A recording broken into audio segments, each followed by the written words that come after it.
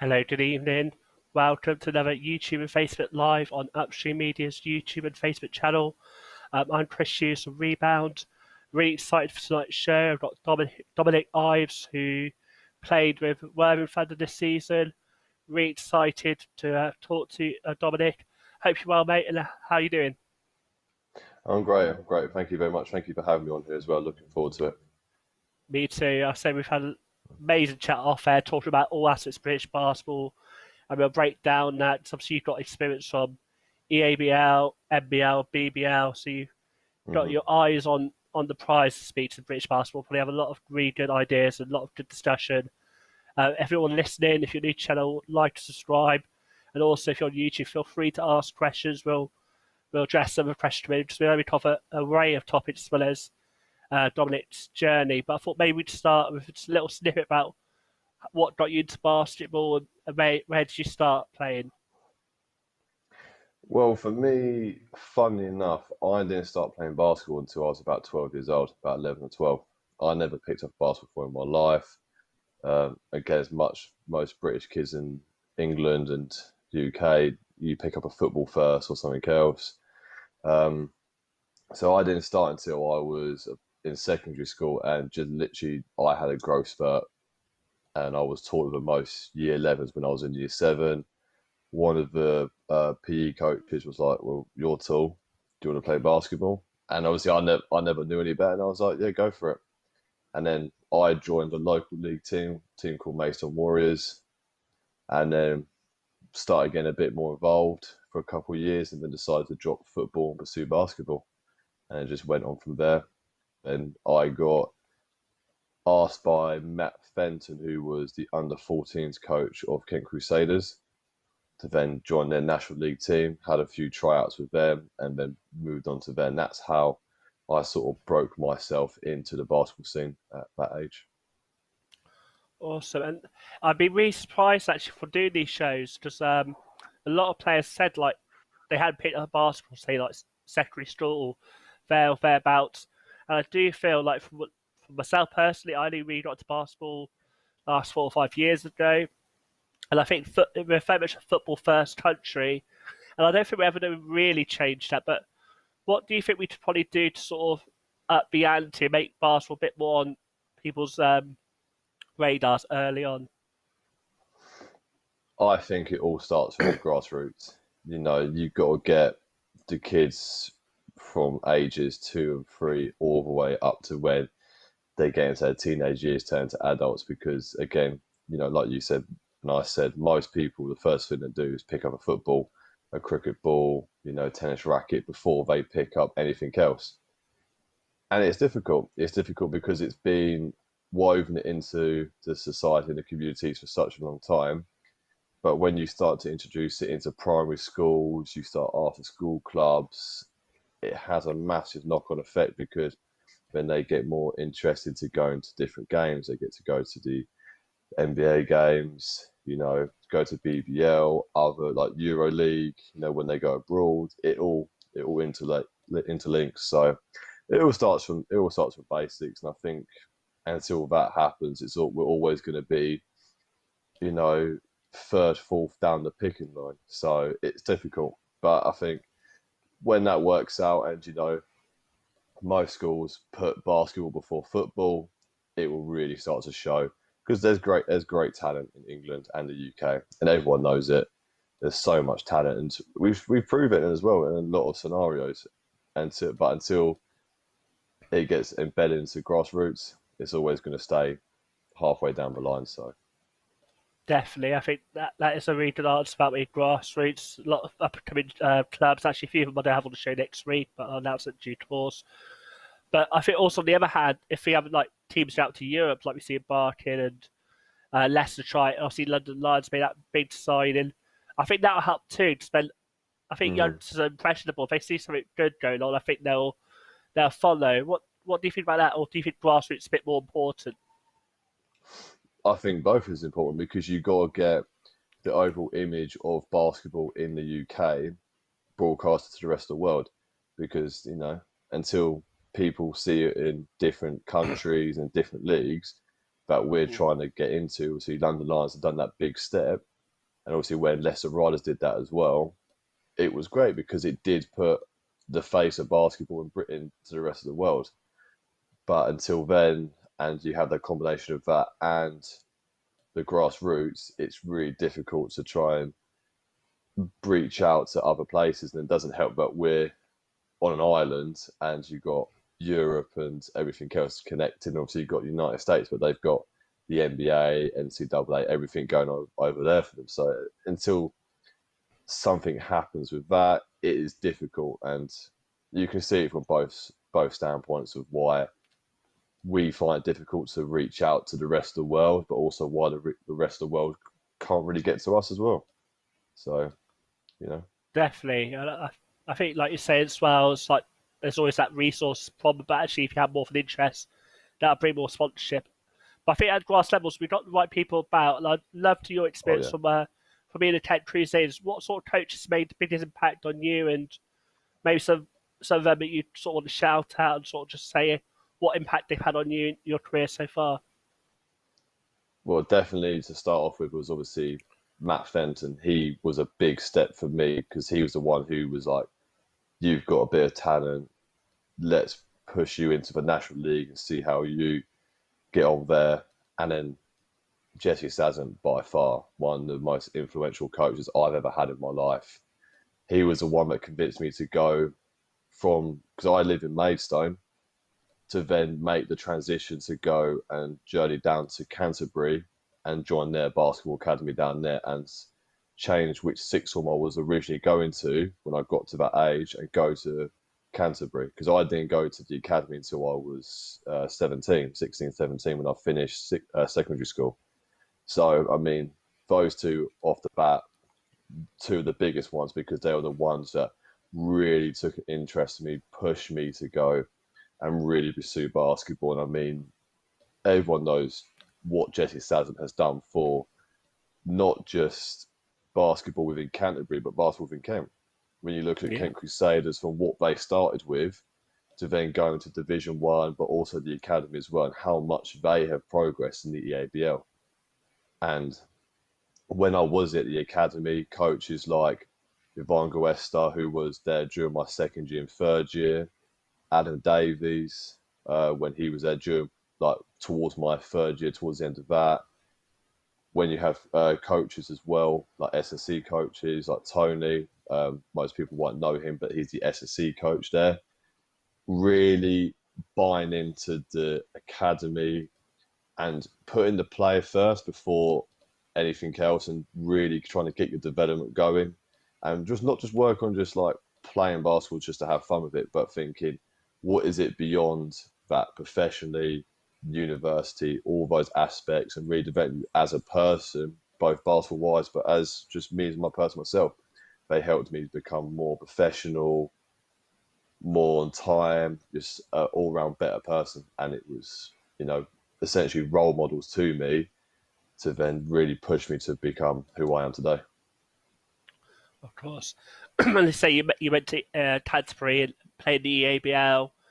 What what made that such a special experience? In terms of like, did you feel like being academy status was it better facilities for maybe elsewhere you played, or more coaching time? And what was the EABL like as a tournament for you? Competition for you, sorry. For me, the best thing, obviously, for EABL and the academy was one, the friends I made. You're with a group of guys for 2 to 3 years. You're with each other at least 5, 6 hours a day. That's not including the Wednesdays when you're playing a game, like the EABL games when you're going away, sort of away fixture. And you just really bond with some really key guys. And it's a different kind of friendship because you put each other on the line in training, in the basketball games, and doing it day in, day out, really competing, especially when you've got people like coach like Jesse pushing you to the next limit, really trying to get the best out of you. The EABL right now is fantastic. It's a great stepping stone for young players to really showcase what they do, stuff with Den Camp, and really pushing towards going to university here or going abroad to Europe or America, it is fantastic. Especially it's a massive step up to when I was there because it was still in the early stages. I think it was only a year it started before I actually went into sixth form. So it's only been about a year before I was in there. So for it to really develop in the next 4, 5, 6 years, it's been massive, really big for basketball in England, but just for young players as well, because it's so difficult at that age of 16 to 18 to really then take that next step to look at a professional route, scholarships, going abroad. It's tough because you're never, like we said before, the face of basketball in England is not that well recognised. So then No. when you try and go to that next step, it's how do you get there? Stuff like Den Camp, stuff like the Jordan Classic, Ives tournament, when like Barkin went to, really big places. And it really showcases what we have as talent in the UK. Definitely, I think you hit nail on the head. Showcase, sort of getting that word out there because there is talent out there. Obviously, everyone will know your teammate. I hope Cameron Hildreth. But are there other talented youngsters that you see around in that area? But you think, oh gosh, they're the next Cameron or the next name to know? Who's sort of on your radar at the moment? Sorry, at the moment. Um, Not many people to me, only because I haven't been able to watch as much EABL as I would like to. I've obviously got my own things going in my life and stuff like that. You do hear about some players, but again, it's always sort of difficult, your age groups and stuff like that, because, hearing about your Cameron Hildreth, he's 7 years younger than me. So there's a massive difference in age groups, but you do hear about them. Unfortunately, I can't put any names to head, but people like Cameron, you can see what he did with Barking Abbey is a massive step for him in his career. You can't fool the work effort he's put into and the game he's got as well. Everyone's seen it. It's not like it's been hidden behind closed doors. So, there's always talents. You've got it with kids in Loughborough, Myerscough, people like Mate Okras, when he was at Canterbury and when he went to Myerscough, you have these big players who, I mean, now he's at Drexler and he's doing fantastic there. So you do hear about these players, but unfortunately for me, there's not one that I can really pick to mind at the moment. No, I think that's very true. I think there's not really much exposure for us. That's exactly why we got into covering basketball. We just felt that at the NBL level there wasn't enough exposure, but then I realised there's not enough exposure at Bucks level, the ABL. But if you look at countries where it's doing well, Spain, USA, there's a Mm. bit more exposure. So definitely, if I got the manpower, then we try and cover more Bucks, the ABL next year. So I think that, like I said, there's a lot of Mm. hot talent out there ready to um, be promoted a bit more. Cause I think that's half the issue we have is, like you said, they don't know the talent.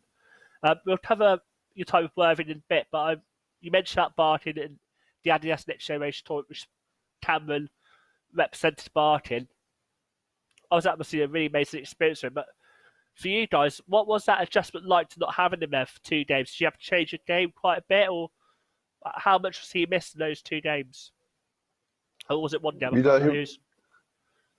he was missed quite a bit, because Yeah, again, we're a solid group of guys.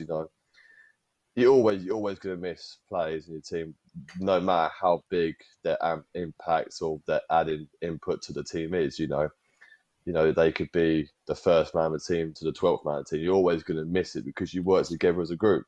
So it was always a shock. But again, for us, it's just anything like a player could have been injured. You just look at it like that. You're just missing the guy. So how do you come together as a collective to then still perform? And we did all right. Again, luckily it was only 2 games. It's not a good 4 or 5 games because then it would have made a difference. So it was difficult, but we made the adjustment, and we had a lot of mature guys who were and experienced guys as well. Because not to mention, a lot of the guys at Worthing are very experienced in their careers, so we was able to come together as a collective and still be able to put out good performances against the teams we played against.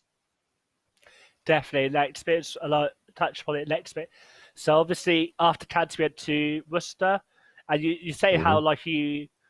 how that first step influenced you to go to Canterbury was being at Canterbury influenced you to go to Bristol. How did that move come about? She sort of said you didn't move far to you moved far to Canterbury. Obviously, going to Worcester's a bigger journey. What was motivation behind that move? So when I came round to having the thought process of what university to pick, I never initially thought basketball in my first mindset because again, you have to be realistic, and I've matured at that age when I was 18, 19 to then take that realistic standpoint and be like, am I going to make it professional? Am I ready for that next step? So my first thought was the academics. So I always wanted to be within obviously the sporting environment. So Worcester has a great sport and exercise science program. The reason why I chose Worcester was because of Disraeli Fadeju and Kilo Irvin, because they were not so much role models, but sort of aspirations of making it. Because again, they both came from the academy. They both went to Worcester, and you know how well they have now, but like it's like got into their careers. So when I spoke to Jesse and we sort of talked about it, and I had options because I didn't choose just Worcester. I was looking at Cardiff. I looked at Newcastle. I looked at Loughborough, and I looked at just staying at Kent as well. And Kent was one of my main choices because obviously it's local to home. But I decided to make that step to Worcester because it's away from home. It's a different experience in your life. And when I first got to Worcester, I never thought I would be playing at the level I was going to be playing at, because I did reach out to Khalil when I first talked about going to university in Worcester. And I said, what's the level of competition like? And he said it was really up there because you got your BBL team, you had the Bucks first team and the second team and the third team, not to mention their D2 National League team. So the competition was high. I never thought I was going to make it more than the Bucks third team. So when I got to Worcester and I got into the Bucks first team, and then after a while, Paul James asked me to join the BBL team, it was so much to handle. It was really big change to my game. Definitely. In what ways was it changed? You had to where you become more of a role player in that BBL team, or did you? What factors you had to develop to sort of get to that level? To say it was obviously a big jump for you, go from academy to uni and then off to BBL as well.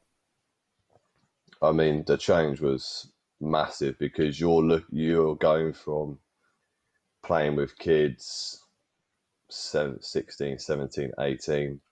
Obviously, I played a bit of Division 4 basketball at Crusaders, on the weekends.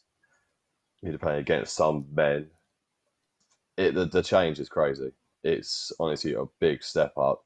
And some people don't realize how big the step up is because you are going against guys who are first year into a professional career, 10 years into a professional career, people who have been around the circuit. It's a big change. It really is. And for me personally, it was more taking the next one, not necessarily the basketball, like develop my skill set, but professional. How do you look at the game? How do you read defenders? How do you understand plays? And it's developing your basketball IQ just as much as your overall game. Because you can come in, be the best shooter, the best attacker, best dribbler, best passer, whatever you want to be. But unless you've got the basketball IQ, you're never going to be able to outsmart the opponents. And that's what I've always found has separated the people who make it to the people who don't make it, is the basketball IQ. Being able to read the game, being able to read your defender, read the other team, what are their tendencies, what are their plays, how do they like to play, who are their main guys, who wants the ball in their hands the most, who wants it when the game's close, want to take the last shot, and who gets hot, who doesn't. It's all those things, it's all these factors. And I was really thrown to the deep end at Worcester, especially in my first year. I played for the BBL team, the uni first team, the Division 2 team. I was training every day, 3-4 times a day, S&C, and obviously trying to manage university workload on top of that. It was a lot. But I will never say the experience was bad. It's been one of the best experiences in my life, because being able to deal with that workload and be able to perform at a level which the BBL standard is crazy. it was a really big step for me, but I was able to handle it. Big credit to Paul James, Danny McGee, Chris Lowe, the coaches that were there, who really helped me take that step from just that EABL kid to that BBL standard player. I guess it also sort of prepares you for life after uni because I always amazed at how hard everyone in Barcelona works because especially at NBL level, many of you aren't paid. Maybe you've got to have a couple of jobs on the side. Then you've got to mix, not having much social life because you're playing at weekends. Then also not be able to get out with your mates in the week because you've probably got 2 or 3 sessions a week. Do you feel like that time must have really prepared you? Because I guess when you're before you go to uni, you're maybe a little bit naive or not really realise what the work you have to put in to become a professional basketball player. Is that fair to say? Or I mean, yeah, definitely. I mean, when I even all the way back to when I was in Canterbury, I was working at Marks and Spencer's on the weekends. I didn't have much of a social life outside of when I went to the sixth form because I would go to sixth form Monday to Friday, games on Wednesday. I would work on a Saturday morning, 6 o'clock in the morning to 3 o'clock in the afternoon. I had to go up at 4:30 on a Saturday. When you're wow, 17, 18, you don't want to be doing that. You want to be going out with your friends, having a good time. It's these commitments that you have to make. If you're really passionate, you have that drive, that love for the sport and love for what you do. And I had to make those commitments. Not to mention as well, when I was playing Division 4 for Crusaders, and even when I went to university, I didn't work during the time I was there. But when I went home for Christmas and I went home during the summer, I was still working as much as I can. So you have to make a lot of commitments around even just playing basketball, and it is a big commitment. But it also sets you up for the rest of your life because again, you develop so many skills and aspects to your own self, but also to what you can give to a company, to a team, to a club, whatever. And it really does help you build towards a better future. definitely. I was pre-war before you came on air, but you're one of the hardest working guys of Kent. I think when I shared the post on guys that you're one of the most hardest working, it's easy to see why. Often when I get guys on, I sort of ask what advice they would give, and I think I already know the answer to what you say, but is there anything else you'd say to the youngsters who may watch this? Think about whether it's uni in the UK or America. What advice would you give them? It's always difficult being asked this question because I mean, like you said, Jesse said I'm one of the hardest working guys there is, and there is a level to that. I always remember when there was a game we lost, and Wills was back in the academy, and was really beating up about ourselves. And he went around the room and he said everyone's tendencies and stuff. And he got to me and he said, Dom, we know you would run through a brick wall for us, and just do whatever you could to just support the team. You work, you just work as hard as you can.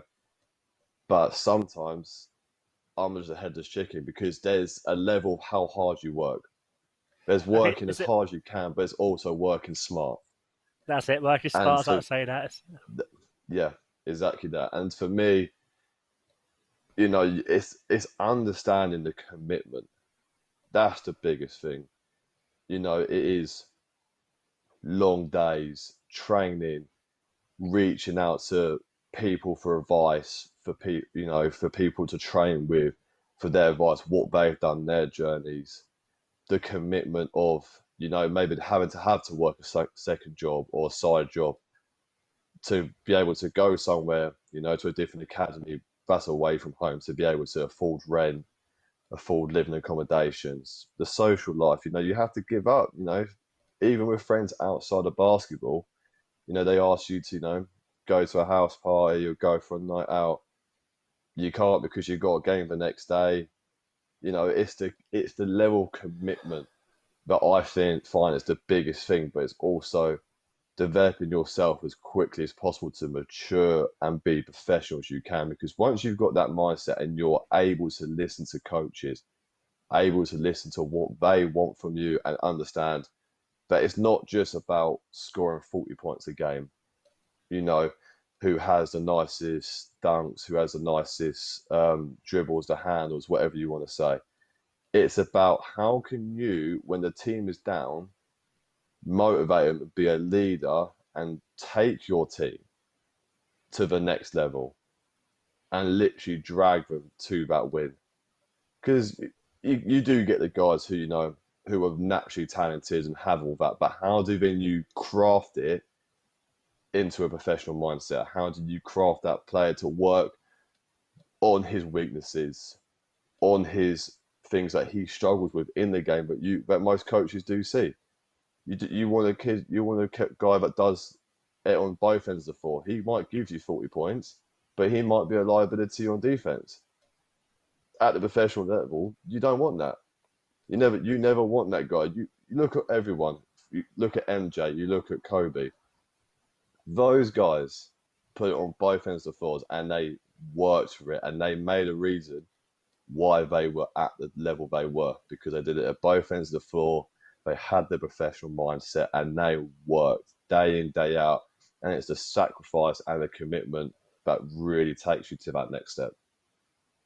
Definitely. And I think having you guys on talk show definitely makes that reality. But we were talking before we came on air about the Last Dance. And I think for me that was a real eye-opening experience on the precious MJ got. Well, any highlights to you watching that? So there was some really cool moments, and I learnt lots, but I'm sure you probably learnt lots too watching it and taking it all in. It was like I said to you earlier. It was the main thing for me was just how much pressure some athletes get from the media and to perform as well. That is the biggest thing. You know, I've obviously never experienced it at that level, but it's unimaginable how MJ was able to put the performances in, literally leave the floor, and in 5 seconds he's surrounded by 30 people asking this, that, and the other, and especially when he went through the trials he did, you know, especially stuff around his father, the gambling, all that sort of stuff. How you are able to overcome all those questions, all those accusations, and then still be able to put in that performance as well. You know, some people you say it, but sometimes you don't see it, and that's the biggest thing as well. And when everyone saw that, some people just took a step back and was like, right, okay, you have to give them a different level of respect and how you deal with that, because people don't get that most days. You don't go to work and you then walk out the doors and you've got 5 people asking you, well, why did you do that? Why did you do this? And then you have to go home, think about it, and then do the same thing the next day. So it's a big eye opener to sometimes the reality of what it is to be at that level. Definitely. And also go back to your career yourself, and you say about your work ethic and all the sacrifices made. Well, there's some really good highlights as well of Worcester. What are some of the memorable moments from your time there? Because obviously you played in BBL, but what are some memories that stand out for yourself? Oh, just again, definitely. Well, stuff with like the Bucks getting to the final eights. I think, pretty much every year I was there. Obviously, didn't always win it, but it's it's experience, because you do get to play against a mixture of Division 1 players, high level BBL players who were obviously doing like academics while playing. With BBL again, it's just training and playing against guys who have been around the circuit. I mean, with me, I was lucky enough to be with basically 3 different teams when I was there. And you look at some of the guys who are right now, people like Marek Klassen, Jay Cousinard, Mo Walker, you know, people just off the top of my head, Trayvon Palmer, Brandon Parrish, LBC Dusha, all these guys on top of my head, the careers they've had and where they've been, Trey Seaver, you know, all these players. It's an experience, because you sometimes see all these players and you hear about these players, but then being able to play against them, train with them, you know, it's a big eye opener, and it's a massive experience. And again, being able to make friendships with guys I played with at university and BBL it's big. You know, again, you can never fault the community of British basketball, because it's always so close. You know, everyone knows everyone essentially, and everyone gets on, so it's good. No, it's one really good thing about British basketball. So he's doing it, covering the sport. I'm always overwhelmed how supportive like players you are coming on the show talking basketball, but also helping with features or just giving me support here now. I really appreciate it. So again, thank you for coming on. And I like that you talk about Butts. I do think, for me, more I know, I feel Butts definitely underappreciated in the British basketball community. Just like you say, you got high-end BBL players. Even now, you've had Brandon Peels go to Europe. You've got obviously Loughborough D1 guys filling up for that team, and Solent done well. So there's a lot of hot talent there. And I think, again, like we said, if people see it, they'll appreciate it more. But I think, sorry, just getting over the lines again, some live stream on it, I think that would really help the exposure for those players wanting to go pro, and also give some midweek entertainment. Because I'm sure when basketball comes back, we don't be clamouring to any form of basketball in this country. And we were talking about off air. Obviously, we've got the NBA coming soon. What are your thoughts about that coming up? I mean, it's great just being able to watch basketball again, obviously at that level. As much as it is like we said about the football, it doesn't feel natural watching it without a crowd, but it is still a form of basketball we do get to enjoy.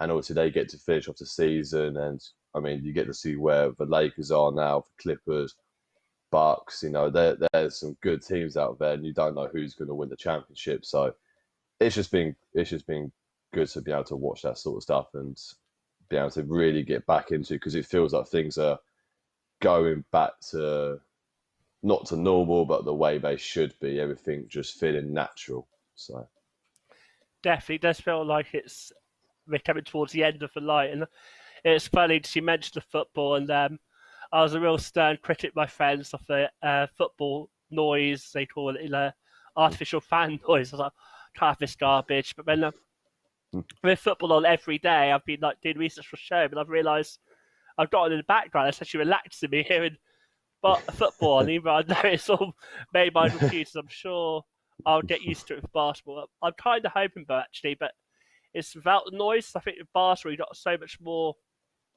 going on the court. I've got people sort of yeah. yelling plays their teammates, so you've got Mm-hmm. entertaining trash talk and lots of Mm-hmm. elements in there. And I know British basketball's not really massive on trash talk. It's funny, so I had TJ Henderson on the show, and he said he loves trash talking. I think his first game this season in the NBL, he was sort of told to be quiet in a polite range that wasn't being done there. Is that something you find that sort of like in British basketball, it's not really much trash talking, it's quite serious, sort of like you say, everyone knows everyone, sort of, isn't it? It's sort of seems a bit silly if you know more Yeah, when it's sort of. What are your bit thoughts of a on it? niceties. Um,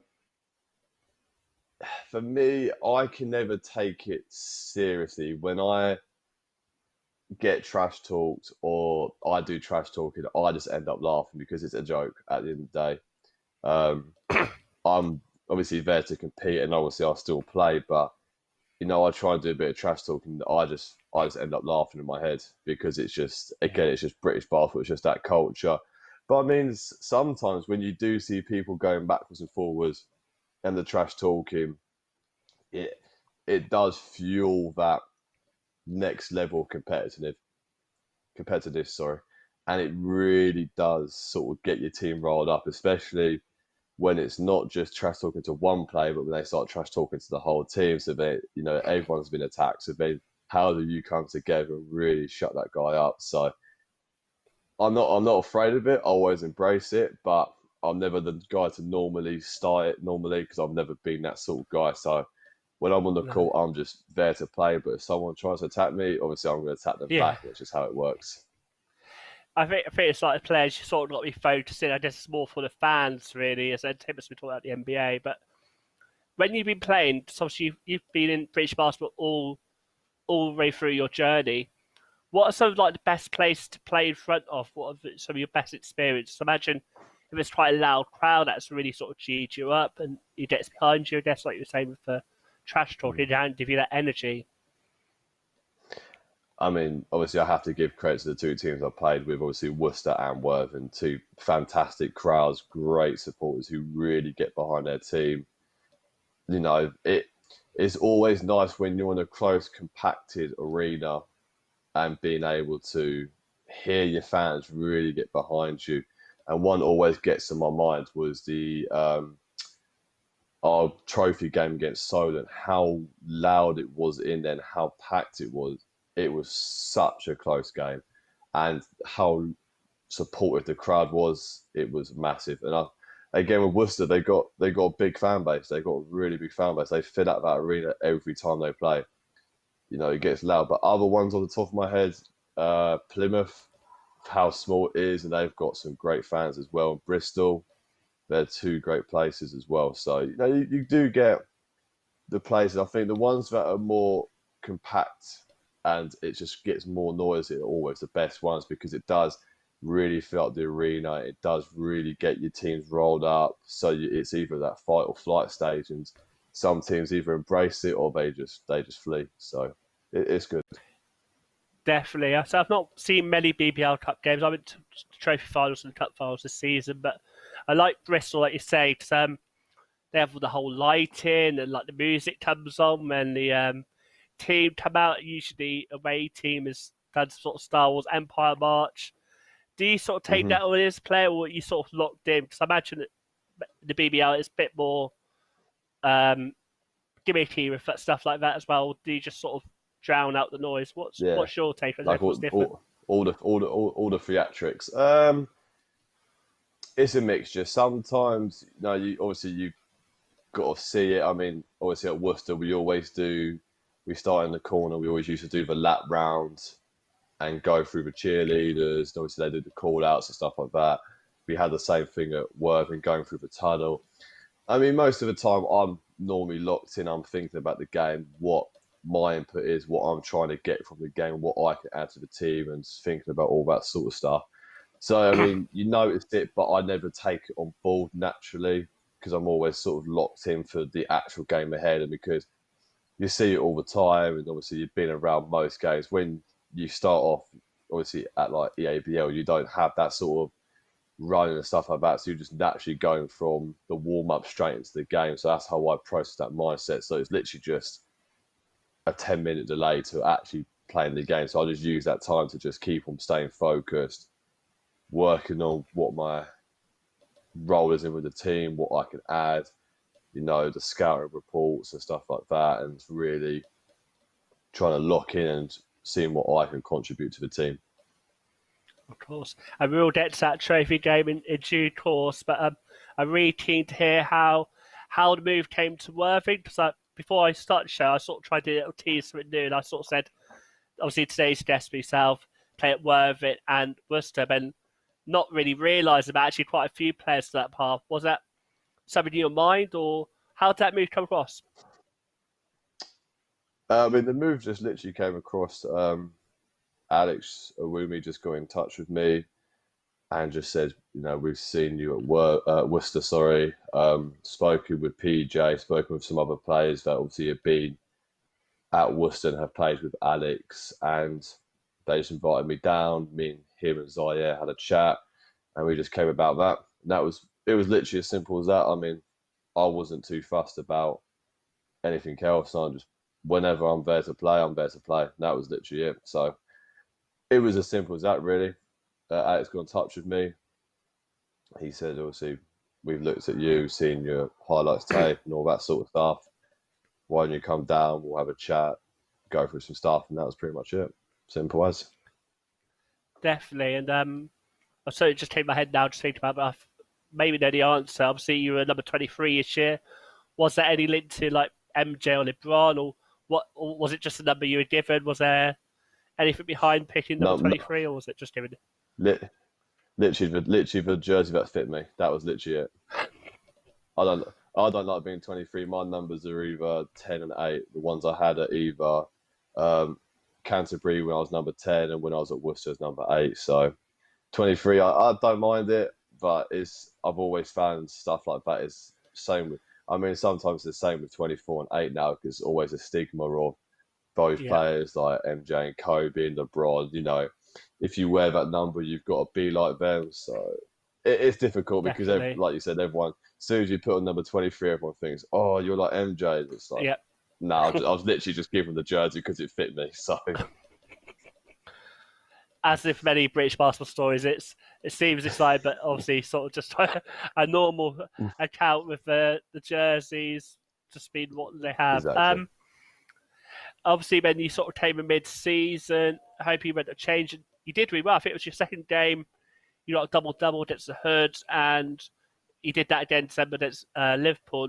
Actually, one of the games we just talked about where Cam wasn't playing. But what were some of your highlights from that season? Sorry. I think for me, it was just mainly playing at that level because obviously at Worcester, it was more, I was just more of that university player in the background. Obviously, you've got to give it to the teams, they got to play the pro guys because it's trying to win. Obviously, I wasn't at that level yet. I was getting a couple of minutes here and there, but again, I accepted my role of where I was and where my current situation was. I just wasn't good enough to be getting decent minutes. So being able to then go to work and just play about 30 minutes a game and just be able to contribute what I can do to the team was mainly the main highlight. But I think again, just having the good performances that I did and those certain games like you mentioned, just sort of give me that reassurance that I can compete at that level and I can make it to the next stage. And I think that's just the main thing. And obviously, your David says Loughborough. We sort of talked a bit how, like, Rusty, you've got the Bucks team, the PBL team, and so forth. And obviously, Loughborough have that similar thing with Riders. Going into that game, do you feel like you knew some of the players' game a bit? Because obviously, you've had experience from the past. Or what were your thoughts going into that game? Were the players you're like, oh, okay, I know his game or know that game? Was there players you sort of like, I played this before? I mean, I know some of the players that I was playing against. Obviously, you just know, like I said, like you said, when I was playing at Worcester, obviously playing at Berks and BBL. I mean, the first game was literally just coming in perform. Was just literally just come and just play because it was literally I'm pretty sure I signed the week or the weekend beforehand. It was literally like not even the whole week I think it was before I was playing against Loughborough. So it was mainly just getting in there, contributing, and actually just remembering the plays that we had as a team. That was just the main things because it was I've never come in with the mindset that I've got to drop X amount of points. I've got to do this. I've got to do that. It's literally just come in, play, we win. That's the main thing. I can score 2 points. I can score 20 plus points. It don't matter to me. We win. That's all it cares about because a win's a win, a loss is a loss. So it's just black and white as that. Definitely. And obviously, probably one of the highlights, if it got cut short, would be that BBL trophy run. And we were talking a bit about off air. What was that win against the Giants like? Were you expecting that going in? 'Cause I think from the outside, and people were sort of thinking you guys are more likely to be a chance for maybe Tesla to beat the Lions. What was the thoughts in the camp heading into that game? What were you thinking? Again, as the team as a collective was literally just to go out and perform. It was not to look at it and go, "Oh, we're only Division One and they're BBL." It wasn't to look at it like that. It's we come in, we've got our game plan, we've got what we're trying to do, and we just got to execute. And we did. We had a great start. We built that lead and we kept the lead pretty much the whole game, I think. I don't think we ever lost the lead. So it was always important to not look like the underdogs and feel like the underdogs because once you sometimes have that mindset, it does work, but most of the time it goes the other way. It doesn't work because you just think, oh, they're just better than us. And if you just go, right, we've got a game plan, we're going to do this, you just go ahead and attack. And that's what we did. We had great performances from all around. Yeah, of course. Like when I looked at the draw, I was really hoping maybe Worthing and Tesh would be separated a bit. I really thought this tournament would really improve perception of the NBL. I'm sure I've got a few arguments with people about trying to promote the NBL maybe just a little bit too much. What were your thoughts when you saw the draw with being in the same court as Solent? What were the thoughts then? Yeah, I was a little bit annoyed that we was in the same bracket because it would look really good if we were. both made it to the semi-finals or to the finals. Who knows what would have happened? Again, you can't do nothing against a draw, but I mean, to be able for both of us to beat the both BBL teams and then face each other and have a really good quarterfinal, you couldn't ask more than that, because it really does show how close sometimes the gap is between Division One and BBL, and how some guys can literally just make that one step to BBL and it's not even going to be a game changer. Definitely, and I totally agree. I don't think the gap's big as how people say, and we're sort of talking off air about how maybe this is an ideal opportunity. Okay, unfortunate London City Wars won't be in the BBL next year, but there's something like added spot in the BBL trophy, and I know the league is very, very quiet. What's the plan for the BBL trophy? Maybe it might be something they'll sacrifice for a year with what's going on. Do you? I'm sure we talked this about off air, but maybe go a bit more depth. What teams do you think could have done what Stoke were? Just for me, I thought there was about 6 or 7 teams that possibly could have done something similar. Who have you stood out?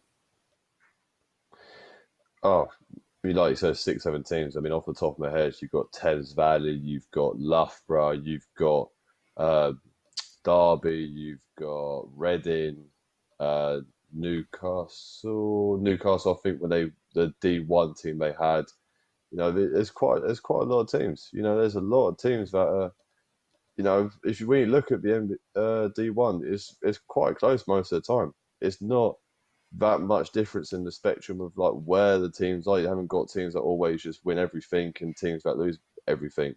There was always upsets in the league most of the time. So most of the teams can just go into the trophy. I think it would always make the trophy and or the BBL Cup better if you have a bigger pool, because when you can compete D1 to BBL, it shows that the gap is so much closer, and it's just going to make the league for both leagues look better in the eyes of basketball for UK.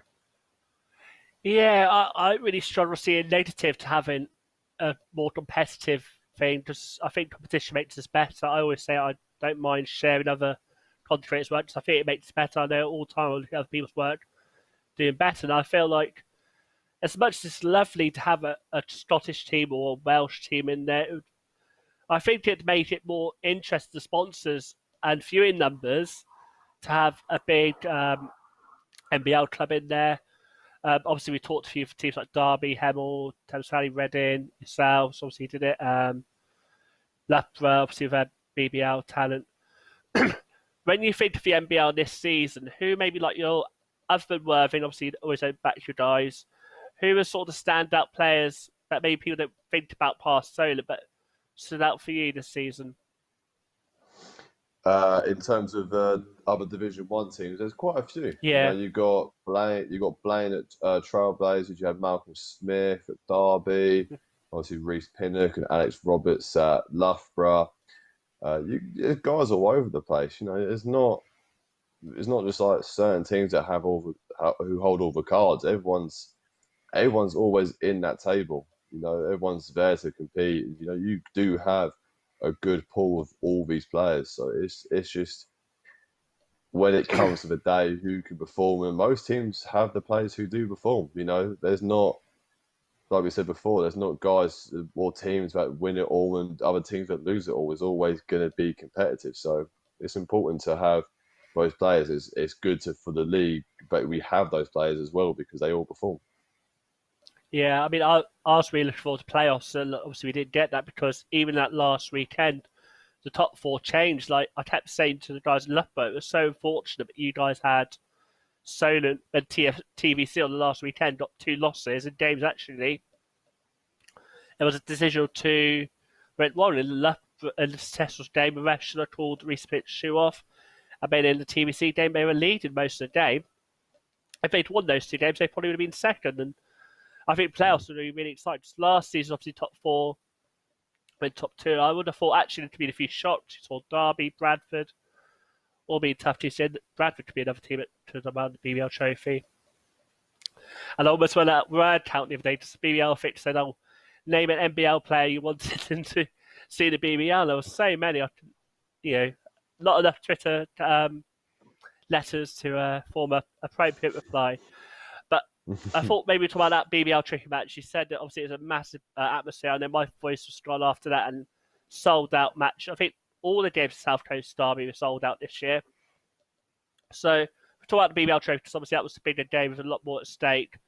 What were some of your feelings going into the game? Because obviously we talked about how Worthing got the big fan. Maybe other clubs have the big fans, but typically NBL games aren't played in a big crowd unless you're a Worthing, Kestrels, Hemel, one or two others. It's not as big. So how was that? Because I imagine even though you've got the experience, it's a different experience for most of you guys. Yeah, I mean, when we was playing against Solent, it's because you look at the whole season, they had a great season, and no one could deny what season they had, and how well they were coached and how they worked together as a team. Again, it was the same mindset as when we played Manchester. You just got to go in with your game plan. You can't be phased or deterred by who they are, what they have, and what they've done. Because if you go in like that, it's a loser's mentality. You might as well just roll over and let them get an easy win. So you just got to go in, play your heart out, literally put everything on the line. As long as you walk away and not regret the performance you had, there's always going to be things you think about what I could have done different if I'd done this, your shot selection, everything. But as long as you go out with the mindset that you are putting your heart on the floor and you're putting the team first and you're working together as a team, you're never going to regret it at the end of the day. Definitely. Yeah, I thought it was a really close game until maybe to the late fourth to have gone either way. Uh, are you one of these players that sort of thinks about X moment, like, oh, that went really well? What were some of the bits from that game that you really enjoyed? Because there was a lot of highlights of both teams in that game. It was a really good advert. What were some of yours? I mean, just being able to just contribute both ends of the floor. Be able to just play on off, like playing attack offense, just playing good defense. But again, it was the main, for me, it was just being able to just communicate the team and the team working together as a collective.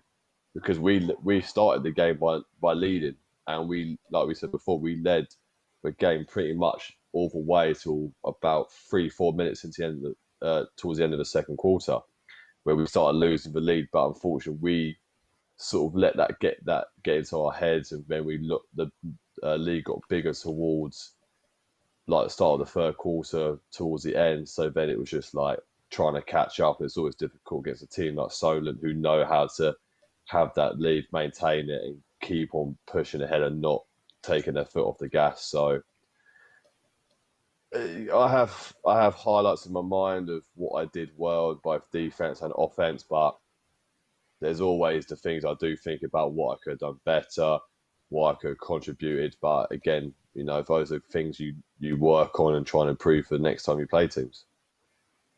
Definitely, and obviously, I'm sure lots of players don't know where they're going next season or their plans on, but you sort of touched upon it there.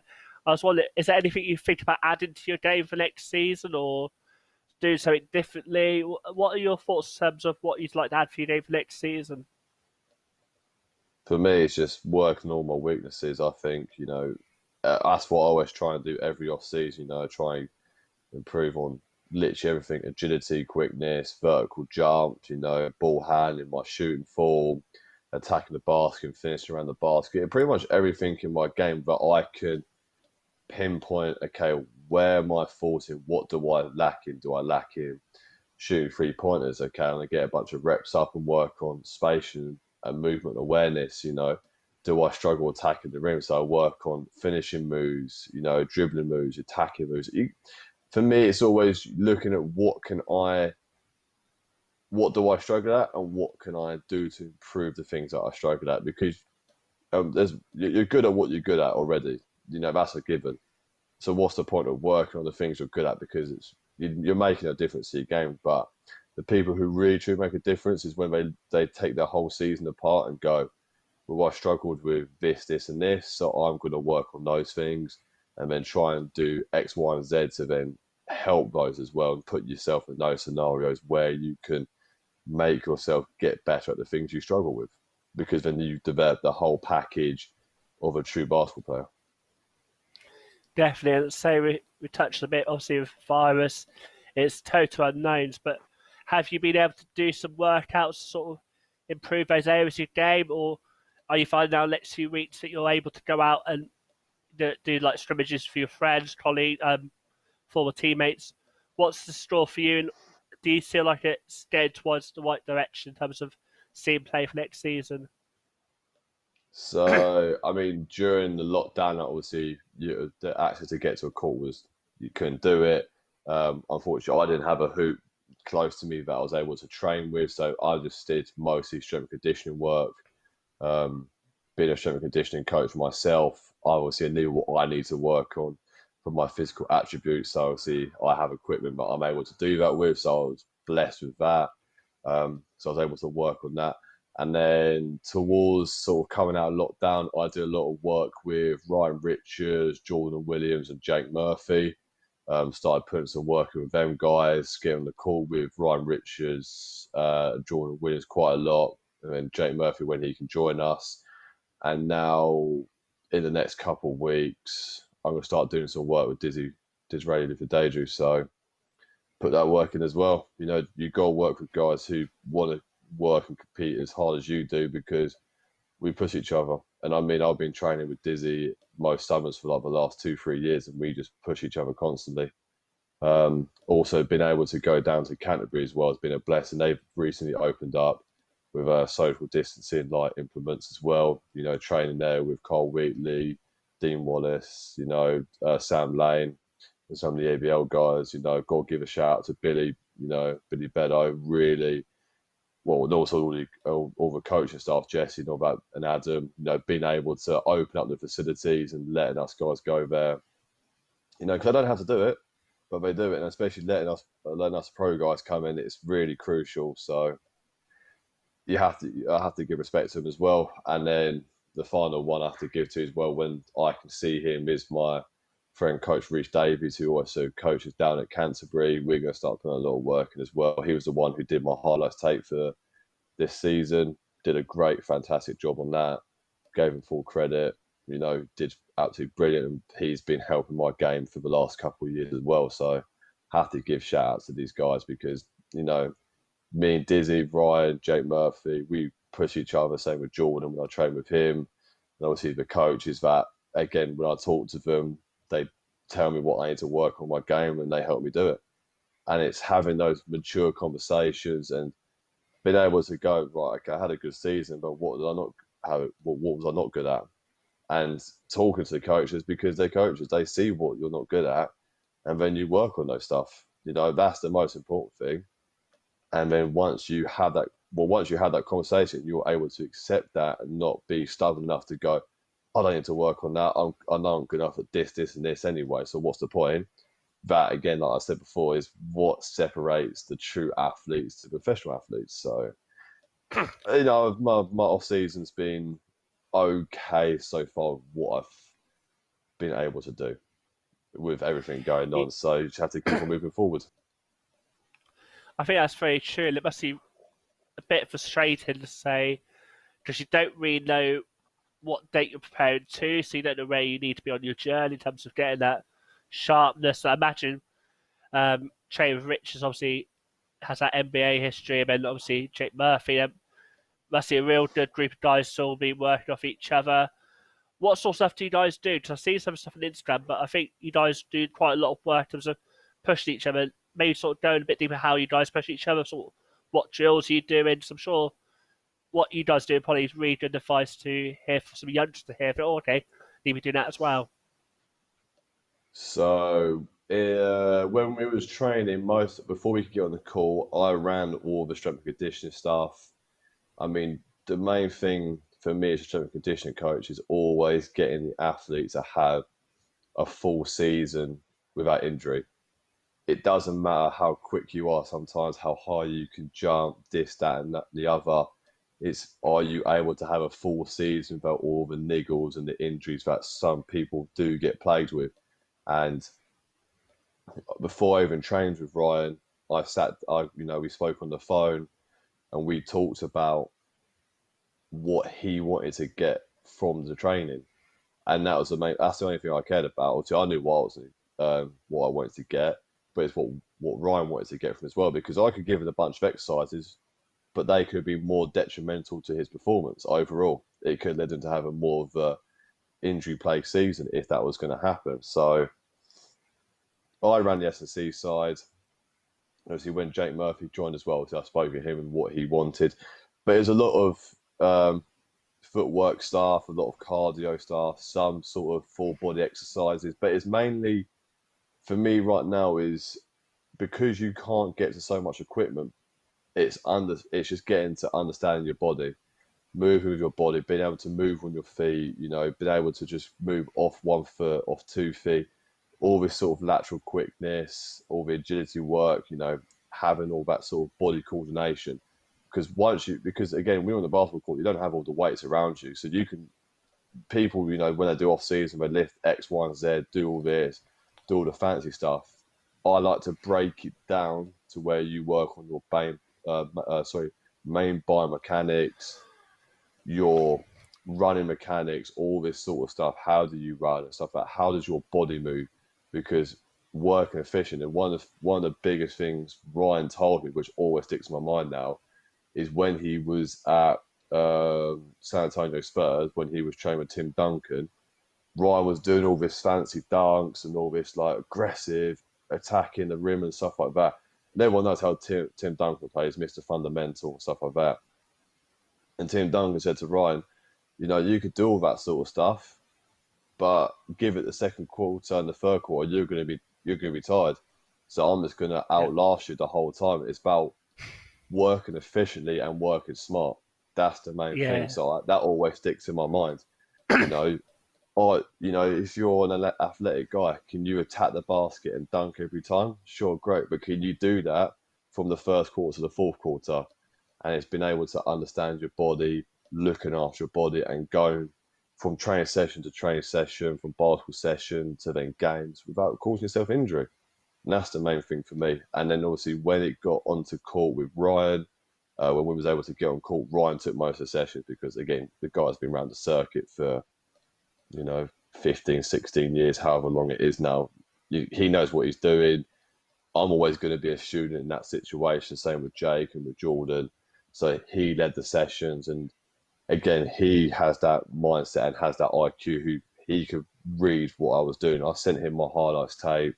He looked at it and was like, right, you need to work on this, that, and the other, and that's what we did. So again, it's working. Again, like I said before, it's working with the guys, working with the coaches who want to work, but also want to help you work as well. Because everyone wants to get better, but it's finding the guys who want to help you get better as well, and making sure you want to help them as well. Because again, you got to do it at the same time, and it's crucial to work together as a team. Definitely, that worked. Sparks a really good message, and go back to your shout outs. It never amazed me always amazed me how hard everyone works in terms of the amount of work they put on to put the product on. I.e., like you say, the coaches do your highlight tapes. You also not coaches do social media. Coaches doing jobs outside. Imagine with your sport fitness job, sport conditioning, strength conditioning. They sort of marry together quite well, almost working quite smartly together. What was the inspiration to look at that sort of strength conditioning as a career? Was it how can I do basketball and do something else, or was it just a passion for coaching? Because you seem to have that sort of personality where you want to help people. So I'm interested to see what sort of inspired you to get into that role. For me, it always started. Well, it started from academy. It never started off being a S&C coach. For me, again, like I said before, I always wanted to be still in the sporting environment. I first wanted to be like a physiotherapist, but it never truly called to me. And then when I was at Worcester, when I was doing the S&C and I was working with the S&C coach there, a guy called Mark Scriven, a really fantastic guy, really down to earth. He knows his stuff. And he sort of got me to see how to train your body and train your mind in a different way than it is just layups, shooting drills, and stuff like that, and really getting to understand the stuff behind the S&C. And it sort of called to me so much. I did my work placement with him when I was at uni, and then when I got back home, I was lucky enough to be able to get work at Canterbury very kindly through Jesse and through the academy. So I'm working there currently. I work with the basketball team. I also work with the cricket team, athletics club, and the dance academy as well. And I do all through the guidance of Tony, who's the head S&C guy there, guy who knows his stuff inside and out, works with Mark Dayson. Mark Dayson's the physiotherapist who at the academy, who's also works with the GB under 16s team and under 18s teams, I think it is now. I can't remember which one.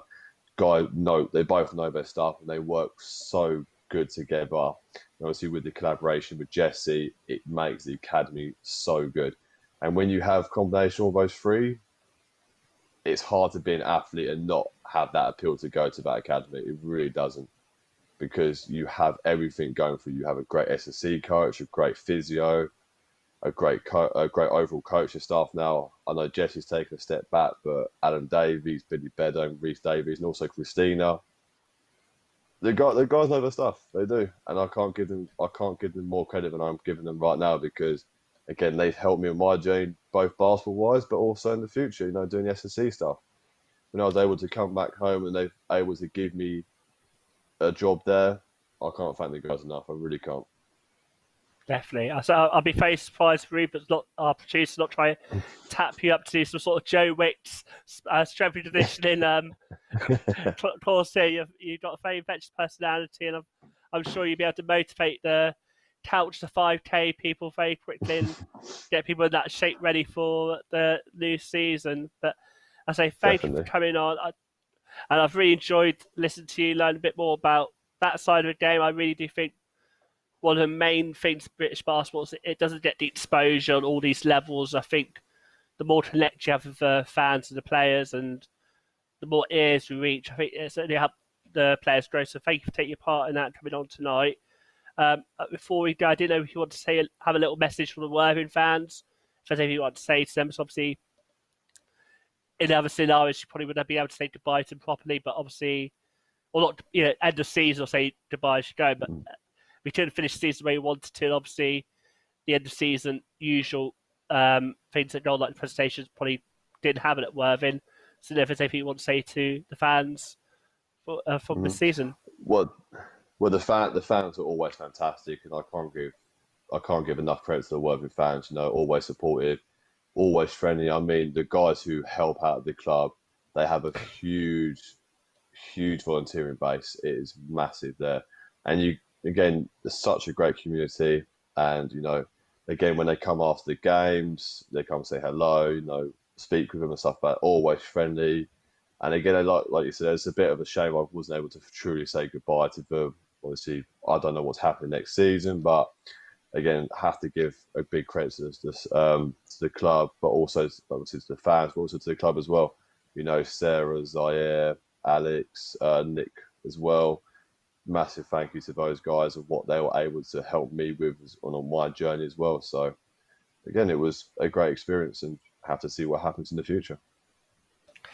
Definitely, I say we'll be watching to see where you go, and hopefully the season starts. I know BE has still got category 3, so we're still a little bit away from 2. I know everyone's itching for them to change to 2. I'm not sure they will just yet. I believe they're waiting for plans to be authorised by the government, and it's slowly getting there, but I feel we're still not there yet. I think they keep saying November or January for the season start, so we'll just have to wait and see.